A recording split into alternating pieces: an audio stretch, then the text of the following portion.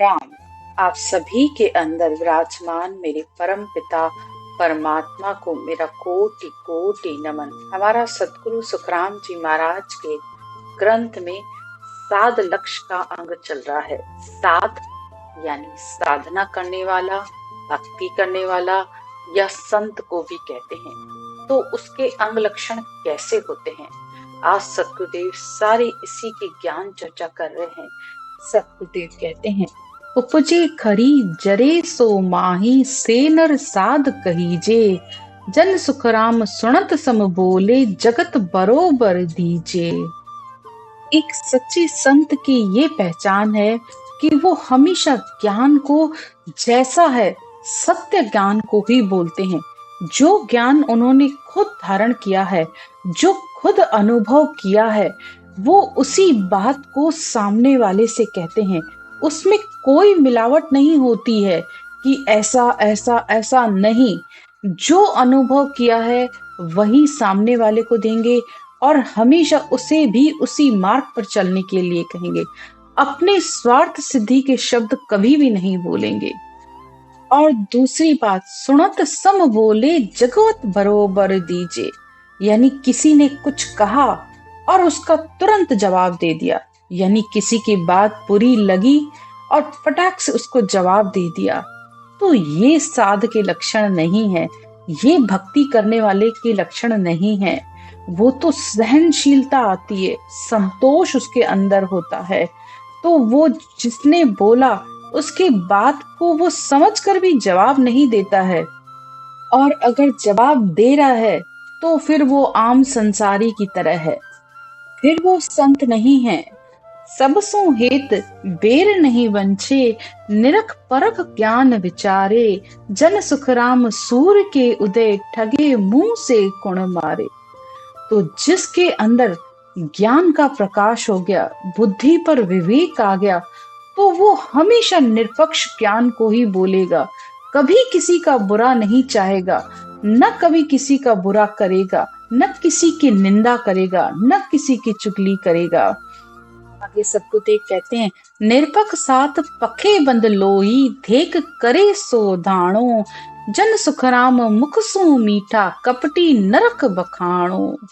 जिसको किसी तरीके का अंदर कोई पक्ष नहीं है, यानी अंदर में ये चाहना भी नहीं कि कोई मुझे गुरु माने या कोई मेरी प्रशंसा करे या मैं अच्छा हूं, किसी तरीके का कोई पक्ष नहीं होता है, न अच्छे का न बुरे का, न किसी की बुराई न किसी की निंदा या न कोई सम्मान की चाहना। तो ये साध के लक्षण हैं। लेकिन जिसको अच्छे और बुरे का पक्ष है तो वो आम संसारी की तरह है, जो दूसरों से हर समय द्वेष करता रहता है, किसी से राग किसी से द्वेष। सारा दिन अपने ही विचारों में उलझा रहेगा कि सामने वाले को कैसे जवाब दूं, कैसे नीचा दिखाऊं। कुछ न कुछ उसके दिमाग में हर समय चलता रहेगा और मन में कुछ चलता रहेगा, मुंह से मीठा बोलता रहेगा। तो मन में कपट है तो कपटी राम न पावे, साधो कपटी राम न पावे। तो अंतर में अलग और बाहर अलग। तो ये भक्ति करने वाले के एक साध के लक्षण नहीं है। समभाव, जब तक समभाव नहीं आएगा, सामने वाले में और अपने में कोई उसे अंतर नहीं आता, या सब आत्माओं में जब तक वह ब्रह्म के दर्शन नहीं करता, उस परमात्मा का स्वरूप नहीं समझता है, तब तक कैसे ब्रह्म के दर्शन कर पाएगा। तो अंदर का कपट तो सबसे पहले छोड़ना पड़ता है। हरजन हेत राम सु लागा, दूजी सेज समाई, जन सुख राम चाह बिन दुविधा, कहाँ विराजे आई। न किसी से कोई इच्छा न कोई कामना, कोई सामने वाले से उसके अंदर रहती नहीं है। और अगर उसके अंदर किसी के पास जा रहा है और कोई इच्छा रख के जा रहा है कि सामने वाला मुझे ये दे या मेरे लिए ये कुछ करे, और सामने वाले ने नहीं किया, तो अंदर में बुरा लगेगा, उससे राग और द्वेष हो जाएगा। तो भक्ति करने वाले के ये लक्षण नहीं है। साध का तो एक ही लक्षण है, निरंतर परमात्मा की भक्ति में रत रहता है, अपने राम जी के भजन में रहता है और सबसे समभाव रखता है। चर्चा सकल पंखा की लावे, खाचे आप तणी रे। जन सुखराम चाह को कोठो, अंतर चाह गणी रे। जिसके अंतर में बहुत चाहना लगी हुई है, हमेशा अपने पक्ष की बात करेगा। यहाँ पक्ष उनके लिए भी कहा गया है। ये नहीं है कि संसारियों के अंदर ही सिर्फ पक्ष होता है, ज्ञानियों के अंदर तो अपने पक्ष की बात सबसे ज्यादा करते हैं। यानी मैं गुरु, तू चेला, मुझे ज्ञान की समझ, मुझे ईश्वर की प्राप्ति हो गई। हमेशा अपने ही पक्ष की बात, अपने ही स्वार्थ की बात। बहुत से लोग तो ऐसे ऐसे दोहे, ऐसी ऐसी शाखाएं बोलते हैं कि बेचारे भोले जी भरमा जाते हैं। जैसे कबीर साहब की शाखा तो बार बार बोली जाती है और हर जगह बोली जाती है। जहां गुरु को ऊपर करना होगा वहां वो बात तो जरूर बोली जाएगी। गुरु गोविंद दोनों खड़े, काके लागू पाए। बलिहारी गुरु आपने, गोविंद दियो बताए। अब कबीर साहब कह क्या रहे हैं इसमें कि गुरु गोविंद दोनों खड़े, यानी गुरु और गोविंद। गुरु मतलब ज्ञान। भाई ज्ञान से ही गोविंद को पाया जा सकता है। ज्ञान भी वो सत्य केवल ज्ञान, ये अनुभव का ज्ञान, ये श्वास प्रश्वास का ज्ञान। जब तुम ये करोगे तो तुम गोविंद को प्राप्त कर सकते हो। तो ऐसे गुरु को बार बार नमस्कार है, ऐसे ज्ञान को बार बार नमस्कार है। गुरु को बिल्कुल ईश्वर का दर्जा दिया गया है, क्योंकि ज्ञान से ही वो विज्ञान आता है। ज्ञान की समझ आने पर ही तो परमात्मा के दर्शन होते हैं इस अंतर में। तो ज्ञान अगर शरीर है, यानी गुरु का ग्रंथ, गुरु का ज्ञान अगर शरीर है, तो परमात्मा उसकी आत्मा है। तो आत्मा और शरीर अलग अलग नहीं होते हैं। आत्मा इस शरीर के अंदर ही होती है और वो ही परमात्मा के दर्शन करती है, लेकिन ज्ञान की समझ आने के बाद। तो गुरु, ज्ञान, गोविंद, परमात्मा, राम।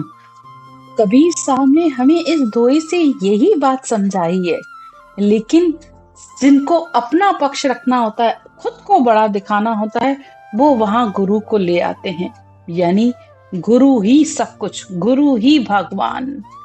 ये कहते हैं, जन की चाह दाय सब उठी, अंतर ध्यान चढ़ावे। जन सुखराम सूर के उगे, दुविधा रात न आवे। तो जिस तरह सूर्य के उदय होने पर रात्रि नहीं रहती, यानी अंधकार नहीं रहता है, इसी तरह जब ज्ञान का सूर्य उदय होता है तो अंदर में भक्ति करने वाले की कोई कामना, कोई इच्छा नहीं रहती है। वो आत्मा हर समय परमात्मा के ध्यान में लगी रहती है। वहां तेरी मेरी, मैं मेरा कुछ भी नहीं रहता है। ये साध के लक्षण हैं।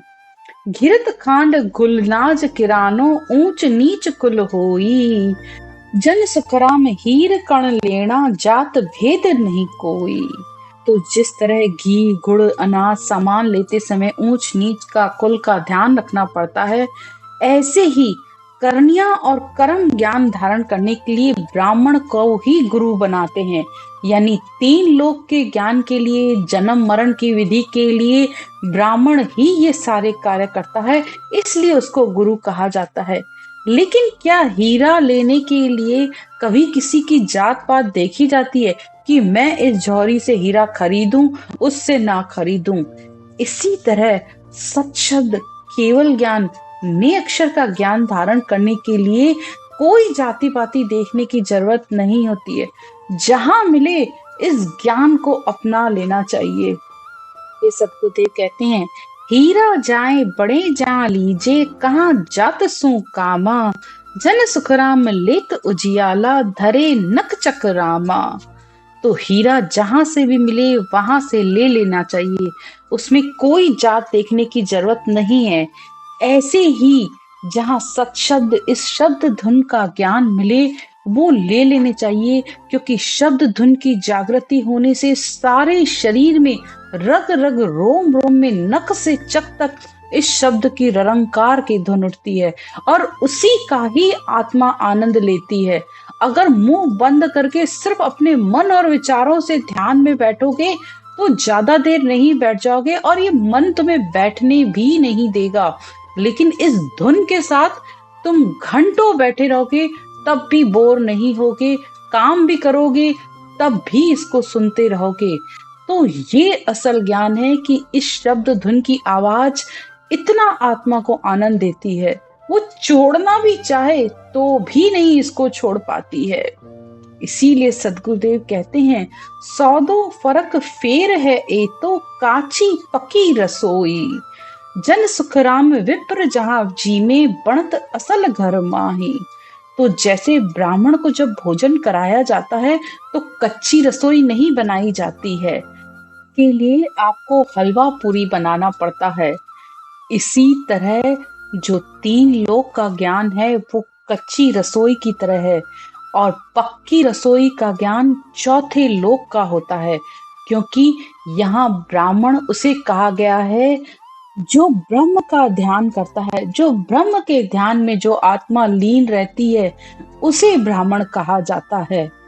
तो इस आत्मा रूपी ब्राह्मण के लिए पक्की रसोई चाहिए, यानी चौथे लोक का ज्ञान चाहिए, तब ये आत्मा उस पर ब्रह्म परमात्मा में मिलती है। लाडू पेड़ा सरस जलेबी विप्र जीम सब जावे, जन सुखराम भेद बिन नाही जे सतगुरु रूप कहावे। तो ब्राह्मण जिस तरह लाडू पेड़े जलेबी उनको सब खिलाया जाता है, इसी तरह सत शब्द ने अक्षर का ज्ञान सतगुरु ही देने वाले हैं। सतगुरु के पास ही, औधाधारी संतों के पास ही ये केवल ज्ञान होता है। वो कभी भी किसी की जात या पात नहीं देखते, न ज्ञान देने वाले का न ज्ञान लेने वाला, दोनों की जाति देखने की जरूरत नहीं है। जहां ये ज्ञान मिले इसे तुरंत अपना लो, क्योंकि जब ये अंतर में आएगा तो तुम्हारे भ्रम अपने आप सारे धीरे धीरे खत्म होते जाएंगे। हद में गुरु परे सो सतगुरु, ता कारण नहीं कोई। तो हद का ज्ञान देने वाले संसार के गुरु होते हैं। वो संसार के गुरु आपको सारे संसार का ज्ञान देंगे, क्योंकि उन्हीं से ही आपके शरीर के कष्टों का निवारण हो सकता है। लेकिन ब्रह्म प्राप्ति का ज्ञान सदगुरु के पास होता है। जिस तरह धातु तो सब एक सी होती है, लेकिन सोना एक ऐसी धातु है जिसके कभी काट नहीं लगता है, यानी जंग नहीं लगता है, लेकिन लोहे के जंग लग जाता है। दोनों ही धातु हैं, लेकिन एक के जंग लगता है दूसरी के नहीं। इसी तरह सतगुरु के ज्ञान से आत्मा के जन्म मरण का रोग मिट जाता है, लेकिन संसार के ज्ञान से, रिद्धि सिद्धियों के ज्ञान से, चाहे चैन चमत्कारों के ज्ञान से आत्मा का जन्म मरण नहीं मिटता है। तो सतगुरुदेव आज यही सारे साध के लक्षण बता रहे हैं कि साध यानी सच्चे संतों के पास ही निरपक्ष ज्ञान होता है। आगे की चर्चा कल करेंगे। राम राम।